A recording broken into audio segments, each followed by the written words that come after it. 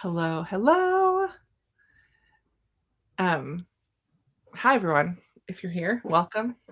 Here to talk Hello. about Adorning the Dark and just kind of chat a little bit because that's how it's been going.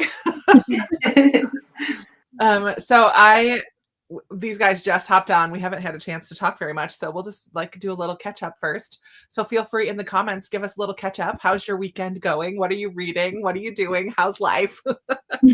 Keisha, how's it going? How it's going, I have had a pretty restful weekend this weekend, which has been good. So Good. I've been reading a lot. Currently reading The Last Bookshop in London, Nice. historical fiction, Yeah, not my normal, I but love it. I read 100 pages in one sitting and I'm really liking it. And I'm like, this may be my first of many books from this author. So I'm really Nice. enjoying it. She has a few. Is it Madeline Martin, right? Yeah. She's got a couple out now. Mhm. Great. Yeah, I think one of hers, like her most recent one, is in the Goodreads Choice Awards, like nominations for the year. So Love it. We're like watching right before our eyes Keisha enter her historical fiction era. I know. Yeah. Enjoy. And I'm here for it. Me too. Awesome. Bethany, how are you? Pretty good. I felt like I had a really productive day yesterday, and yeah. Then today I went to church, went to Sam's, and then sped through the chapters. I hadn't read any, so and I'm like a couple pages short on that last chapter. I was trying to make it, but It's all right. You're here. yeah, I could still chat about it. So Yeah. I've had a decent weekend too. I took myself on a walk through the woods after church today. It's just like that nice. It's a perfect kind of fall temperatures outside. Most of the leaves are kind of leaving or brown at this point, but there were still a few places that looked really pretty. Actually, I should show you because it was kind of fun. There's a nice park like 2 miles from my house. So this was my walk It today. is so pretty. Yeah. beautiful. It's called, well, I'm not going to say what it's called, but there are some bodies of water there as well, like little pondy lake things. So they're not very big, but there's like paths around them all. And yeah, it's just a really lovely place to go walk. And so I did that this afternoon and been cleaning in this room a little bit. And I read I read one last night, one chapter, and then I finished them this morning. But say hello if you're in the comments. There's a few of you here. I know Katie is hoping to join us again next week. She said she has lost her voice. She's been busy at a conference this week and doing lots of chitter chatter with lots of people. So she just needed a day of rest, I think. But hopefully she's hoping to trudge through. Is that what she said? Trudge through. I think I said I was trudging through it. Oh man. Yeah, this listen, they can't all be winners. Yeah. And Hey, nobody's blaming you. We never know till we read it, if we're gonna do it. and it's so highly recommended. And I know some of people who have been here are really enjoying it, so I'm thrilled for that. I think I saw Amanda, book lover Amanda, has given it 4 stars. Yeah. So I think she was loving it too. And so that's great. It just unfortunately didn't work as well for discussion, like weekly discussion. Right. Like it's one we easily could have done in one one book club chat at the Right. end of the month. But that's not how I run my read-alongs because I like touching base with the people on a weekly basis. Like I just think that adds to it, just having that extra discussions. Yeah. But it's okay. It is what it is. We're making our way through. So I see that there are 10 people here. Feel free to just put a little heart or a smiley. If you don't feel like chatting, that's fine. I just want to see that my thing is working because nobody's commented yet, and that's fine. You don't have to be chatty if you don't want to, but just let me know some of you are here and you see this. Okay, Jeanette. Jeanette, do you know what? How do we contact you? Because I saw that you were reading along and I was like, oh, maybe Jeanette would like to join us on screen. you've got a channel. But I'm like, I don't know how to get hold of her. I looked at a couple different videos in your description and I didn't see, but maybe I looked at the wrong videos. That's very possible user error situation. But Jeanette, you're on my radar for future books. So let me know if that's something that you would be interested in at some point in the future. I was going to ask you for this one because I knew you were reading it and I was worried that we were losing Keisha. So Well, I felt bad, and I know like Katie was like talking about her voice, and I was like, okay, I'm gonna do it. And every time I read the 4 chapters all at one time, and I fall asleep about halfway through, and then I have to wake up and that's so funny. I got really sleepy today about halfway through my 4 chapters. Sunday afternoon is a tough time to just read in general. Yes. But this one in particular, isn't riveting. Like it's not keeping us. We don't have to put a lot of thought into it. And so that's all right. I'm glad to see some of you are here. Jeanette's here. D Zizzle. D? Do you go by D? D Zizzle? Like kind of like, that's your stage name. I love it. And Lisa. Hello, Lisa. Welcome. And everybody else. The 8 others of you who are here as well. Hello. So we'll go through quick. Well, first of all, what are you guys currently reading? Well, you said, Keisha, that you're reading the Madeline Martin book. Yeah. Bethany, what are you reading right now? So I'm still working on the 4th Timeless book, Across the Ages. Okay. And then I did just Friday night start June Farrow. What is the Unmaking? Yeah. Okay. Did you finish that, one? Keisha? The Unmaking of June Farrow. Yeah. How far are you in this? I think 5 chapters. I sat down Friday night and was really getting into it, but then didn't touch it Saturday. I just wondered if you knew what was going on yet, but I haven't said anything because I'm like, I know. I was like, I don't know what the point to tell you that I know things is because I don't know. I just feel like you're reading a similar book, and so I just wonder how that's going to go for you. Yeah, I was pretty sure that was the case, but I'm not that far in it yet. Yeah, I decided not to start certain books because I didn't want them to both be that, because I was like, that's going to affect my enjoyment. Let me just put it off. So I didn't know I was doing that. I had no idea what this was about. So yeah. Yep. I think those are the only 2 I have going. It's funny that you're reading 2 time travel books at the same time. Yeah. I didn't know. Well, this synopsis didn't say anything about time travel. So I had no idea. And it doesn't. Why did I know that? Away. I don't know. I knew going into it that that's what I was getting. I must have seen somebody talk about it or something. I mean, it kind of like hints at it, but I had no idea that it was doing that. Yeah. How similar it seems to the Timeless series. So I was like, I probably shouldn't read these both around the same time because I'm going to end up comparing them and I don't want to do that. So no, that's tough when they're kind of similar storylines or plot device or something. Yeah. Yeah. A little tricky. I am currently in the middle of multiple books, as always. I have one going on my Kindle. I have a couple the nonfictions that I've just been reading all month long that I'm just like, okay, I'm kind of over these. So of course today on my walk, I started a brand new book, an audiobook. Because I broke up with Everand. I finally canceled my subscription. I hate how they changed it. It's so not user friendly at all, and it's just not good anymore. I was really, really disappointed. So my audiobook listening, I think, is going to go down drastically, because that and Libby was my main sources of audiobooks. And now I canceled that one.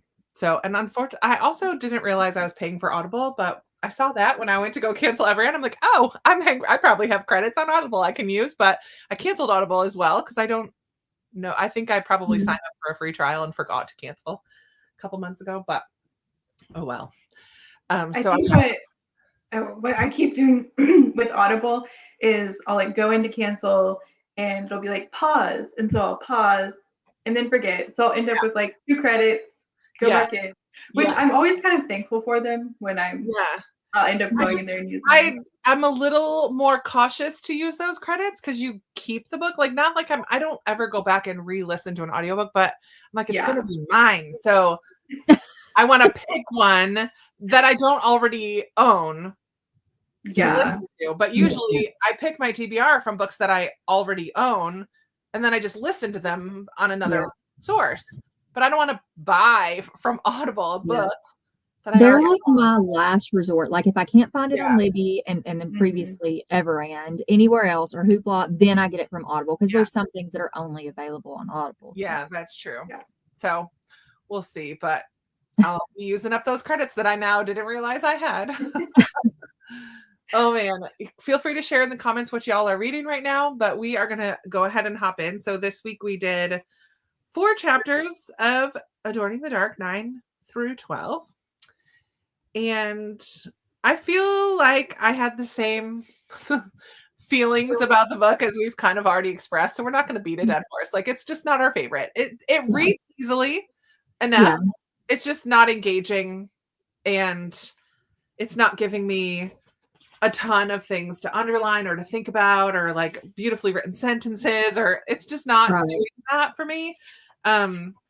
It's interesting to a degree, but not like, I'm not an author or a songwriter. And I think maybe if I were either of those things, I might be gleaning. I'm very interested when Katie, I hope she joins us next week, because she is planning to write a book, like actively working on being a writer, or she is a writer. And so I'm curious if she feels differently. But she did say she is trudging through, so maybe she's not feeling that differently. But and it's funny, in chapter 9, he talks right away about Walking on Water, which is a book about writing by Madeleine L'Engle, who wrote A Wrinkle in Time. And I just had an in real life book club with 2 ladies from my church this weekend, and one of them had just read this book, Walking on Water, and she loved it. Actually, it's more art in general than writing specifically, but she said it was phenomenal, and brought it in to give to the other girl in the book club, brought it to church today to let her read it too. And I'm like, oh my word, and then I saw it in here. I'm like, oh world. Yeah. Jeanette, I kind of feel this, but bored because I don't care about the music industry. Yeah. That's definitely the most boring part for me, because I just don't get it. Or I'd hoped it would like kind of be a more like overarching, like, yes, he's going to share his side of like in his experience with the creative process, but that it would still kind of translate. And I think there are a couple of sentences in each chapter that may be like him trying to translate it into anybody's creative process, but yeah, I don't know. I find it hard to pull those things from it. Yeah, I mean, I feel like I was looking more for he's interested, or this was for anyone interested in imitating the way the creator interacts with his creation. About this, like, pursuit of a calling to adorn the dark with the light of Christ. Like, I was thinking it would be a little bit more about a life lived in darkness. How do we be a light in the dark? I mean, that's a misleading synopsis. Yeah. A little. Making something beautiful in a broken world can be harrowing work, and it can't be done alone. Like, about community too. Like, I'm like, where's all that? Yeah. I'm missing that a bit. So this one is serving the work, and then it kind of partners with chapter 10, which is serving the audience. I did in this one. So I don't know if you guys remember or ever read Big Magic by Elizabeth Gilbert, that when it came out. So it was a quick DNF for me. I did try that book when it was super popular back in the day. And it was very much like the idea of something is alive and we have to catch it. And like, it was very, this whole kind of new agey feel to things. Like, and this chapter kind of brushes up against that thought a little bit. Like the idea or the song or the whatever is bigger than us. And as Christians, like, ultimately it all comes from the Lord. And he did talk about that. But I'm like, it kind of brushed up against that. It was a weird way to say what he was saying. Yeah. I definitely see what you're talking about, because I agree that like when we create, we are creating with God. And while we bring our own unique perspective to that, we are partnering and like co-laboring with God for things. Right. But the way that he worded it was a little weird juju type kind of thing. I was like, a little bit. I don't know. I was like, what are you trying to say? Yeah. Yeah, I marked that part where in the very beginning he said that before he started writing that creeped him out, and I was like, yeah, like that's kind of what I get out of it too. Yeah. While you're saying it. And well, because he's talking about like not having an agenda or like pushing your agenda into this work that's already supposed to be Yeah. come out. And I was just like, But I liked the idea about but on page 85, halfway down, Christian art should strive for a marriage of the two things, which is truth and beauty, just as Christ is described as being full of grace and truth. Truth without beauty can be a weapon. Beauty without truth can be spineless, and the two together are like lyric and melody. I like that. Yeah.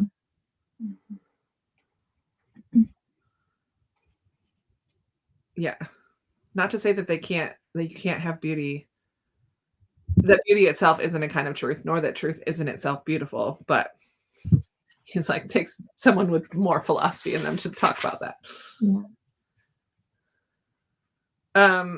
And I loved the idea on 87, God is going to speak through the arts no matter who's making it, which is great because that whole idea of like a Christian artist, like can't art just be art? And just because somebody who's Christian created it doesn't necessarily make it holy, if you will, but like God can use art that even somebody who isn't a believer created to still speak to people and to still declare who he is. I mean, even the rocks will cry out, right? Like all of creation declares the glory of God. So if someone who isn't a believer paints a gorgeous painting of a landscape, somebody else can understand and appreciate, wow, like God created, like can still have a spiritual moment in enjoying that art, even though it's not Christian art. I feel that way sometimes about books. Like I understand the desire and to read Christian fiction, but I don't think God can only be seen in Christian fiction. Like I think he can use other books and other stories to reveal himself as well, even if they're coming from somebody who's not specifically in that lane. That is how, like, and this is the craziest thing. And I know you may already know what I'm going to say, but like in spooky middle grade books, that is what I love about them is I have found little faith tie-ins because oftentimes you have good versus evil and people do not realize that they are writing all of that. Yeah.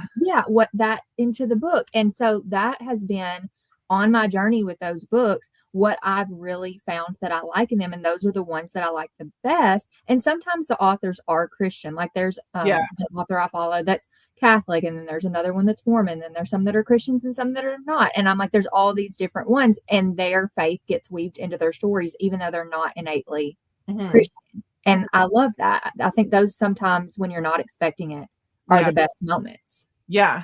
I love that. Even with music, I know there used to be one song that Pentatonics would sing that was not a Christian song, but they would like the way that they would sing it would bring me to tears, or like being in a symphony and just hearing the music. Like sometimes I'm just brought to tears by music, and not because somebody who's Christian created it, but because we serve a God who's creative. So when we see art or beauty in certain ways, I think it touches something deep within us that is like, because we're made in the image of God, and he's a creative God and a creator God. And so I feel like it just like connects with that part of us.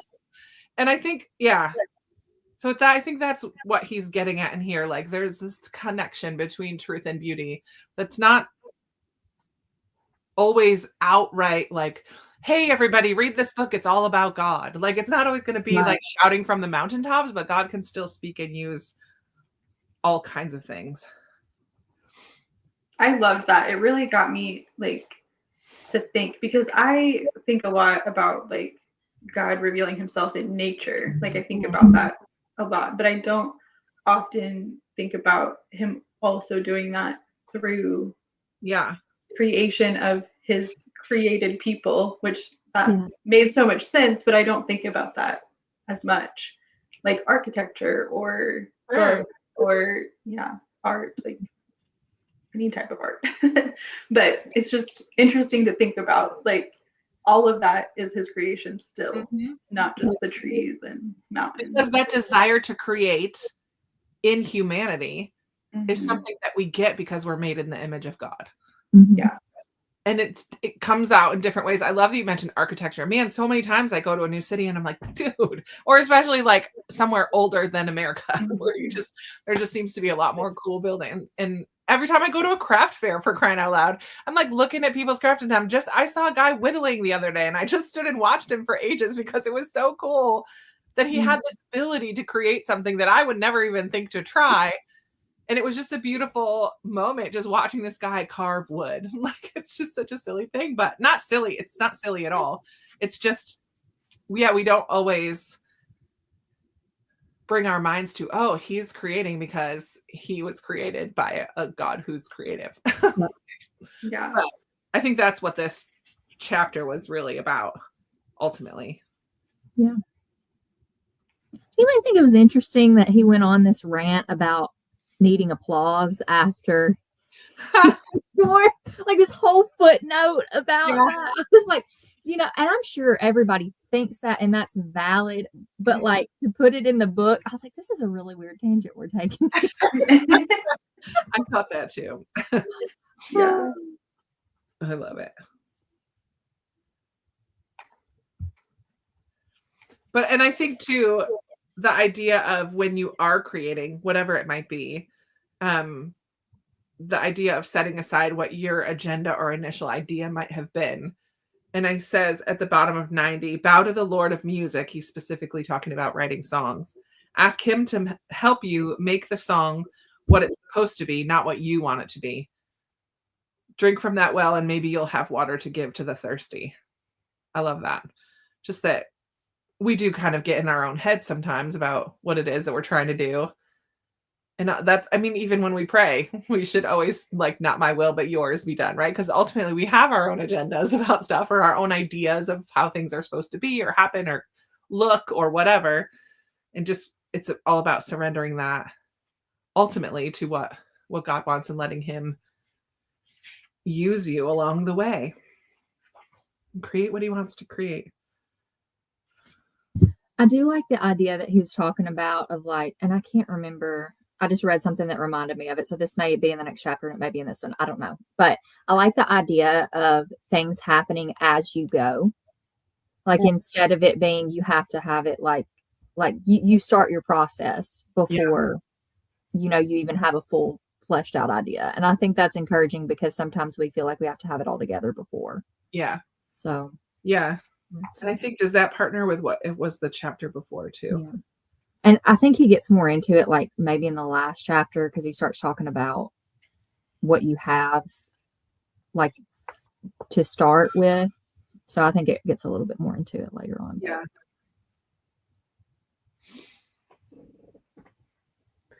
Let's see. So, we did that one. Oh, Donna's listening to the audiobook and he sings the lyrics. That's kind of cool. You get to hear a little bit of his songs. I did, maybe it's in the last few chapters, the rest of the summary. Maybe there. Diesel was recently listening to Big Magic. Yeah, I did not get very far. I was like, I just kept rolling my eyes, like, what is she even saying? Like, I am not on board with this at all. Dean Koontz is a Christian. His writing voice speaks about evil versus good. Good always wins in his book, Faith, Love, and Goodness. Cool. Yeah, I mean, I like books that do that, where it's not like you're not necessarily getting a gospel message, but it's a gospel story.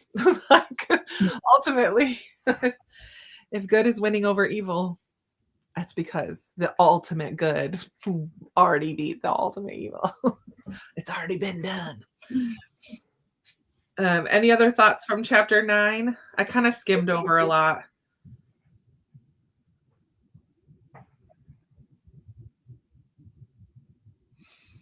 Yeah, I don't think I had anything else other than just kind of along that same thing that you were talking about, Krista, where he was just saying you have to remember that the God the song is about knows more than you do about songwriting. Yeah. Like, go into anything.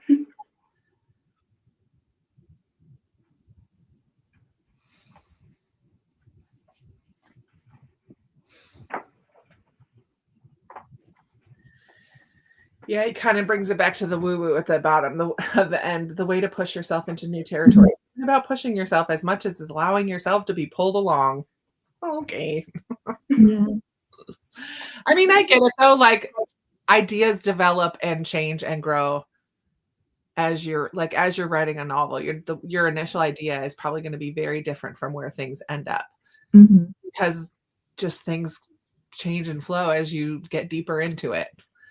Music is, I'm sure, the same way. Art, yeah. So I get it, but it does. I feel like I saw somebody that I'm following on Instagram who's writing a book, and they were saying something about like their character like going off the rails or doing something, and it was kind of that same thing where I was like, what? You wrote it. Yeah, I don't get it. Yeah. You were the one that made that character do that. So Right. how did Or being frustrated with, which I mean, I guess makes sense. I don't know, but oh man. So now, like, chapter 10 switches perspective a little bit to serving the audience. So the first one is like serving the work, ultimately the creator who's using you to make the work. But then serving the audience is about, remember that you're not just like making this piece of art or music for the void. Like you're making it so that people will hear it or see it or read it or enjoy it in some form or way. So he did some of this weird juju stuff in this too, because, and I know it's just verbiage, but I really wish that, like, I get what he's saying because I understand, but I don't like the comparison that a song is like a spell, and like you want to keep them under that spell, and I don't like that because that teeters a line for me with things and terminology that I don't want to. Yeah. I wish he would have described it differently. I understand the sentiment of it and what he's trying to say, because music does kind of capture you in that way. But I was like, man, why are we talking like this? I think, like, I thought of it as like when you're putting together a set list for a concert, which I've never personally done, but it is like a journey you want to bring the audience on. So you don't want to like start off with your banger. Like you want to save that towards like a climax of a book, right? Like you don't usually start a book with the climax. You've got to build and develop and bring people in a little bit. So I get, like, I don't like the whole magic-y terms either, but like, but you got to, I think he's saying you have to remember that they're like what's going to bring the most enjoyment. Like you want to bring them along for the ride. But then also appreciate, I did like, he's like, when they're clapping, don't tune your guitar or like, and allow that gratitude and appreciation to hit you. I don't know.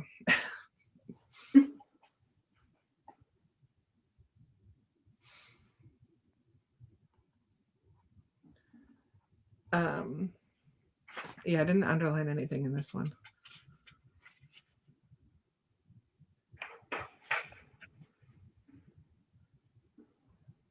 Yeah, I see this. Oh, this is the one that Roald Dahl, is that right? Oh, is that in this one? Or am I moving ahead? Oh no, it's the next one. That's the next one. I don't think I had anything marked in. They all blend together because there's not much. I did appreciate that, like, I saw that he was quoting C.S. Lewis, and I was like, all right, really pay attention to this, Keisha, because there's probably going to be something good to pull. I thought the same thing when I saw C.S. Lewis. I'm like, oh, wait, what's he saying here? That's funny.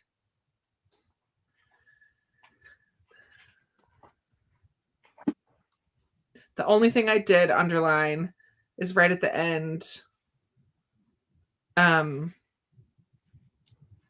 dash all pretense, be who you are, kick down the walls, love the listener. It's scary, sure, but good songwriting is a call to courage on both sides.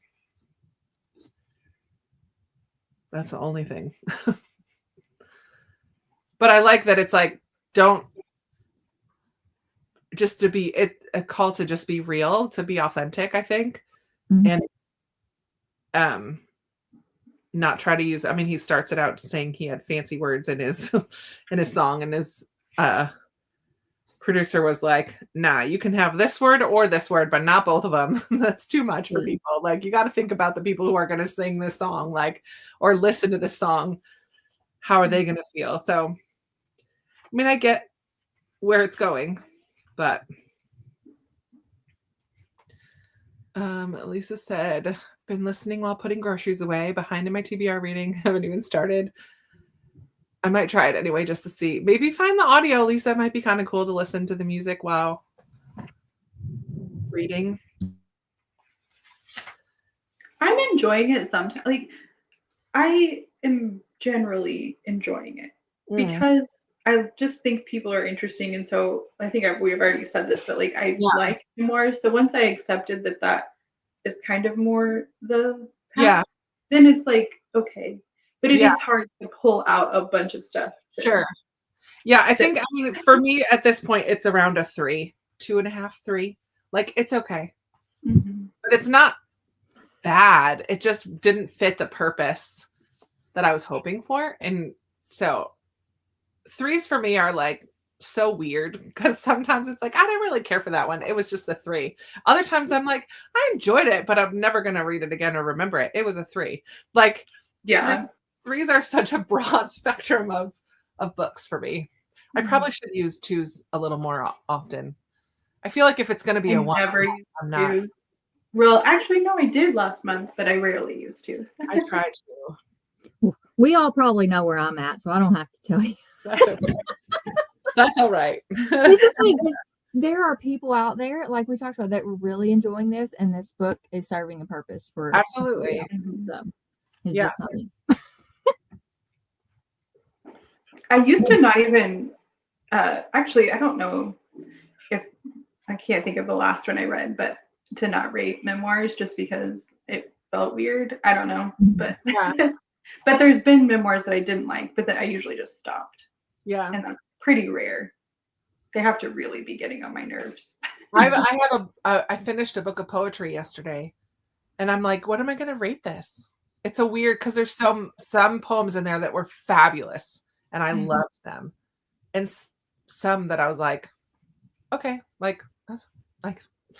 So I don't know if I might just not. I might write a little. I don't usually write reviews. I might write a couple sentences instead of giving it a star rating. I don't know, but so chapter 11, I got nothing. Interesting how to make maple syrup, though. But yeah, that's not it. It's just about paring down. Oh, you know what I did? Was it this chapter where he talks about? No, I don't think it was this one. It was that discipline. I'll save it. It was the next one. I do think there's something to be said, though, about realizing that you don't have to say or use a lot of words to get your point across, and to like, you know, like in a song he was talking about, he didn't need a pre-chorus, but he felt like he needed it. But, and then the one song that he did, or was that in this chapter? I don't know. The one song he did where like he ultimately ended up taking out that part of the song after he like pushed and pushed and pushed to have it. And he was like, I realized that it really didn't need to be there. And I noticed there was a lull in the audience whenever, you know, it would go on so long. And so I think that can apply across like different areas of life, like whether you're, you know, like speaking to people or writing a book or singing a song, like there's a lot to be said in a few words. So. Yeah. We're in the middle of a series about prayer at church right now, and that was literally his like point today. Like, you don't need to blabber on and on. Like, sometimes it's just the simple prayers that are sincere, that like mean the most and have the most impact for both you and are like they move God. Like I think he compared it to like listen to a child pray. It's usually doesn't always all make sense, but it's usually short and to the point and off how many times like God moves. I've heard so many stories of miracles that when a kid prays for something, God moves. It moves his heart. And I'm like, he tells us to come like a child. But we think we have to have all these big fancy words and like pray for a long time. And he's like, no, sometimes simplicity is best.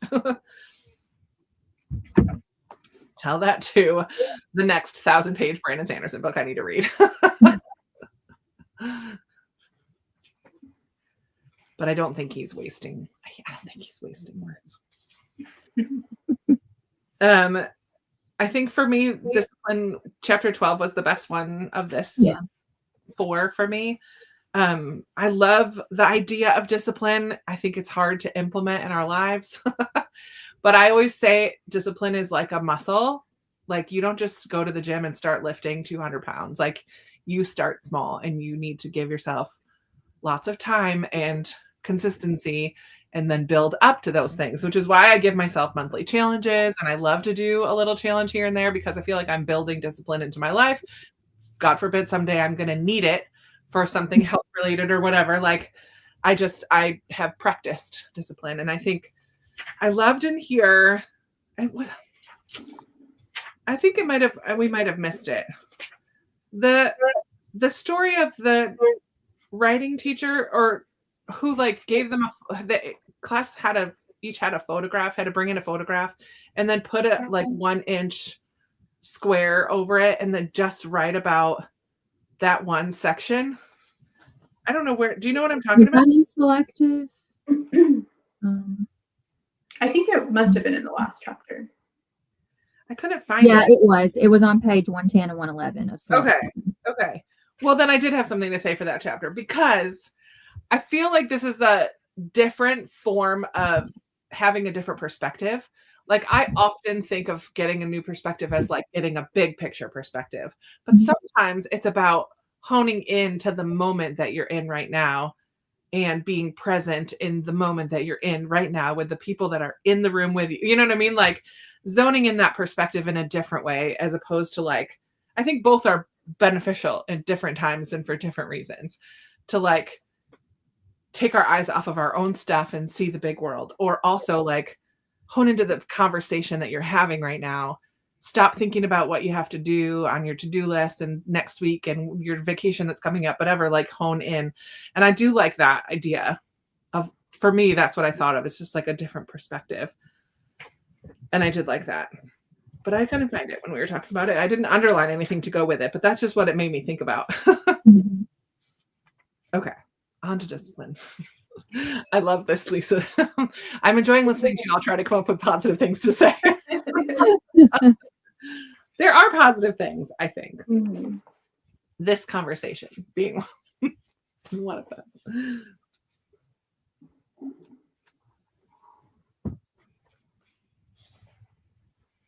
Oh, this is the one where he talks about Roald Dahl. Yeah, I didn't know that information. And so I liked getting to know that. And it made me, I haven't read, I don't think, any Roald Dahl. What? I know. Matilda? You've never read Matilda? No, I've just watched it. Or James and the Giant Peach? Or Charlie and the Chocolate Factory? Right. Or I just watched all of those as a kid. I didn't. So, and I was thinking, okay, I definitely need to read. Yeah. Because I'm sure it's obviously so much more. If you want a glimpse into my brothers and my relationship, it is strongly impacted by the book The Twits, where this married couple pranks each other on the daily, and they're not very nice about it. This is like, that was like my favorite Roald Dahl book when I was a kid. I read it over. I still have like my version of my edition of it from when I was a child, and it's beat up because I read that one. It's not very nice, but it's funny. Oh my gosh. Lisa, you've not read any of his stuff either. But Matilda is for many people like their favorite book when they were a kid. It's a good one. And the new adaptation that came out last year, I think, is fantastic. Yeah, the musical. Yeah, it's so Yeah. Mm-hmm. I didn't watch it because I was like, I just want the original in my head. Like, so I didn't watch it. But Yeah. maybe I should. Maybe I should give it a chance. Oh, it's so lovely. I'm just so Miss like Honey. invested in the original movie that Yeah. they did. So.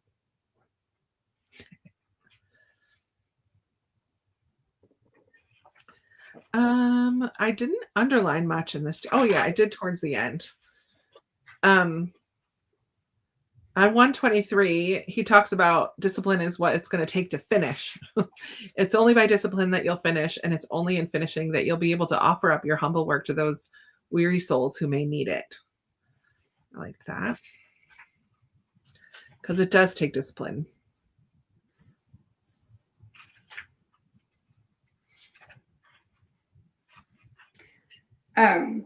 Back to kind of the Roald Dahl stuff.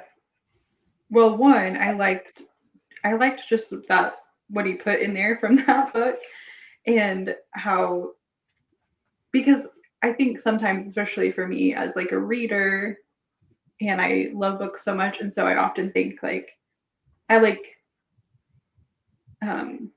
romanticize like author life.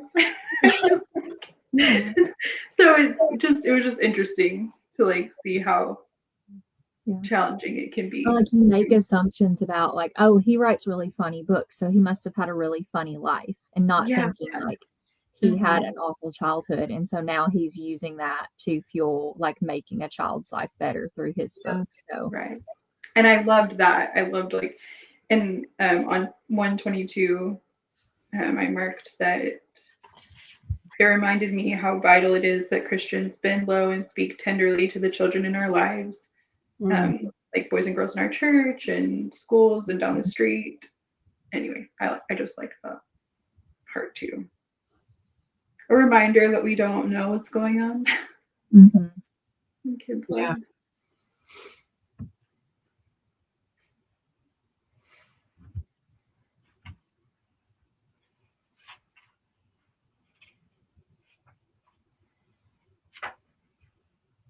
Oh yeah, there's more.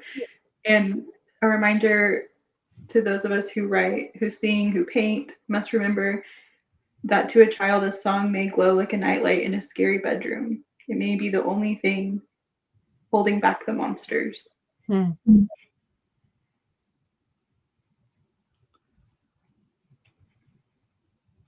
always makes it more emotional when it's like kids you're talking about. Yeah. It's like when you look at a kid and realize they're one of two things, either wounded or about to be.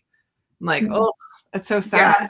But like we all have different kinds of wounds that we've experienced in our life. So it's true, but like you don't want to think about that when you're thinking about kids at all. Like unfortunately, that's just the sinful world that we live in. That's a part of it.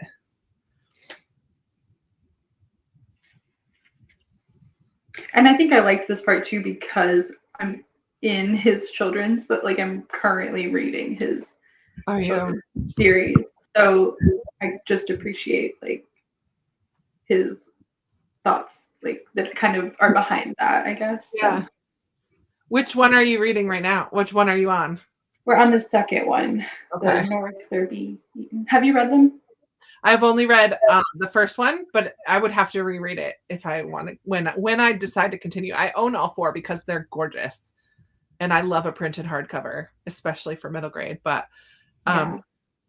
I read the first one and I enjoyed it, so I will continue. But it's been a couple years now, so I would have to start over, or read a very spoilery summary because it was a long time ago.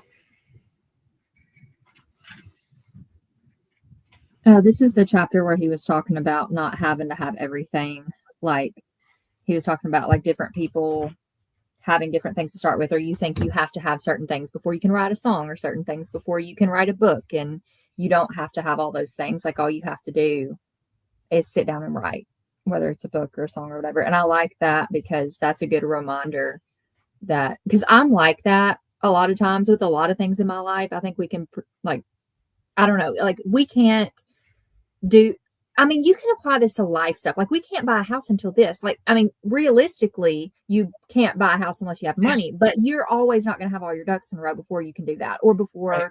you can have a child, or before you can get married, or before you know, you can apply that to so many things in your life. And Yeah. I think I stifle myself in things that I could be doing because I think I have to have all my ducks in a row, or I have to have all these things before I'm able to do it. So I did appreciate that. A simple reminder, but it was still, you know, something that I'm like, yeah, that's good. Like, it's a good reminder to know that you don't have to have it all Yeah. there before you can start.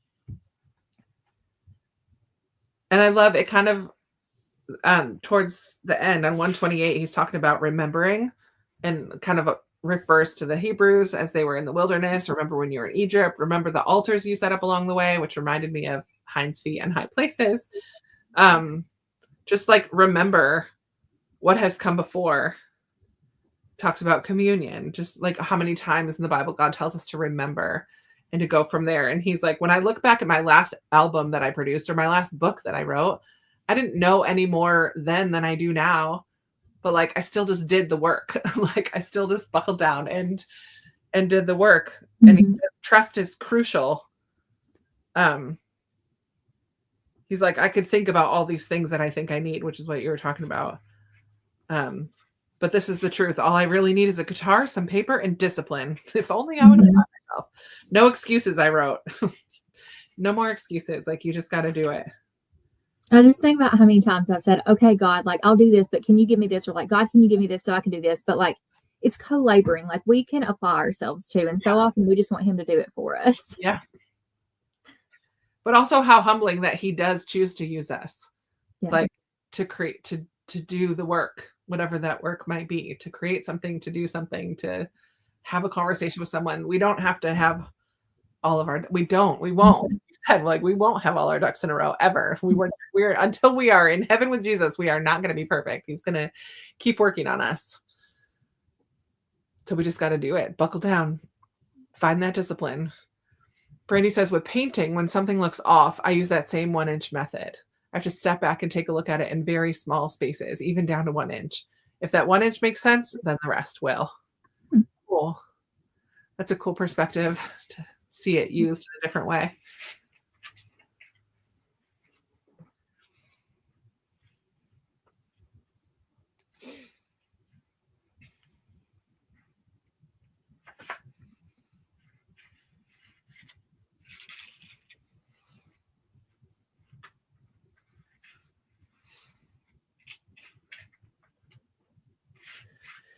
Yep. Anything else from this one, guys?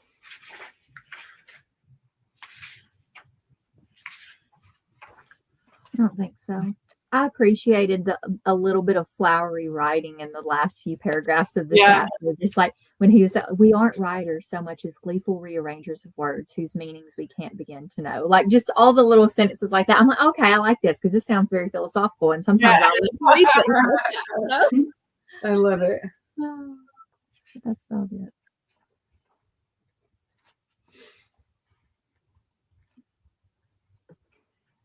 Yep. Alrighty. Well, we have one more week. Next Sunday will be our last one. Get it done before Thanksgiving weekend. So we'll finish the book and be done with it. Just kidding. And have our last conversation. If anyone hasn't listened to the audio of the Wing Feather Saga, highly recommend.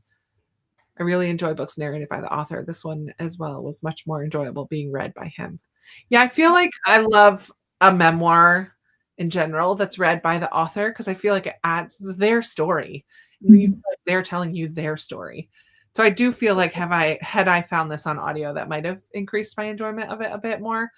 I don't know that it would have given us more to discuss, but I just know I need to see a look back, and I glean more from when I'm reading in print than when I'm listening. But if I were just listening to this just to listen, or reading it just to read it, I would have probably found the audio. But yeah. It was hard to find. I couldn't find it really. I don't remember where all I looked, but I remember just kind of looking on Libby and I didn't see it. Yeah. So My library uses Libby and Hoopla, and they usually have a very big selection. So I was kind of surprised they didn't have it. My library does not, but Amanda's library that I have her library card. Her library is fantastic. And she's graciously shares it with me. But all right, well, that's going to wrap us up for today. Hope you guys have a wonderful rest of your Sunday. You want to come hang out for sprints later? I'm hopping back on in 2 hours at 7 my time, 7. So going to be reading for the night, which is good. So I'm going to get up and do a little more cleaning and get a few more things done before I sit in the chair for another few hours. But, Brandy got it on Audible. Nice. All right. Thank you, Bethany and Keisha. Would you guys have any videos coming out this week for us to keep our eyes out for? I haven't had a video out in so long. I'm like, I should have posted. If you want to see my face, come to Krista's channel. This is where I've been this month. So no, I don't know when. Maybe an October wrap up sometime before the end of November. It's a busy time of the year, and I feel like it's also a time where people slow down a lot, like with content. So until December hits, and then everybody and their brother does Vlogmas or whatever. I do have tomorrow a video coming out. I usually post on Mondays, but I skipped this last Monday. But my Christmas content is starting tomorrow. I have 12 Christmas book recommendations. So nice. I love it. Good. I watched your fall recommendations and I wrote down so many, and then I ended up not being able to get to any of them. Yeah. It happens every year. It was a good list. I'm like, oh, I want to read this and I want to read that. And then I just time got away from me, and I was in Battle of the Booktubers, and I had books I had to finish at a certain point, and I just my fall reads just didn't happen. I feel like my Christmas recs are kind of like few and far between, because I've read a lot of Christmas books in the past, but I didn't include all of them because I was just trying to recommend like clean and closed door romance, and then I had a couple middle grade, so it's different. But my TBR, when my Christmas TBR comes out, it's going to be like a lot. I'm not going to read them all. My realistic TBR is like 5 books, but there's so many that I want to get to, so I'm excited for that one to come out. I'm hoping to read at least 2 Christmas books this year. If I could read 2 Christmassy books, I would be happy. Huh? I said Courtney Walsh. I did read Road Christmas. What's the road trip one? Last year? No, the Cross Country Christmas. Cross Country Christmas. I read last year. That was very cute. Yeah, I love it. That's on my list for this year. Yeah, I enjoyed it. And she has the new one, which I also put on my list. Yeah. Fun. Yeah, I have a long drive up to my mom's and back for Thanksgiving, and then again for Christmas. So I have 2 9-hour trips, 9 hours there, 9 hours back. That's an audiobook, right? Like that is an audiobook. 9 hours. Yeah. I could finish one. So, and I'll try to see. I'm just going to start putting stuff on hold on Libby, see what comes in. Story of my life. Put it on hold, see what comes in. Yeah. But all right. Well, I hope you guys have a wonderful week, and I'll see you face to face here on screen next Sunday. And hopefully Katie is feeling better and can join us next week to wrap it all up. Thank you guys in the comments, or if you're watching later, for being here and hanging out. I love hearing what you all have to say as well. I'm glad some of you are really enjoying it. That makes me happy. And yeah, that's it for today. We'll talk to you very soon. Thanks for joining the fun.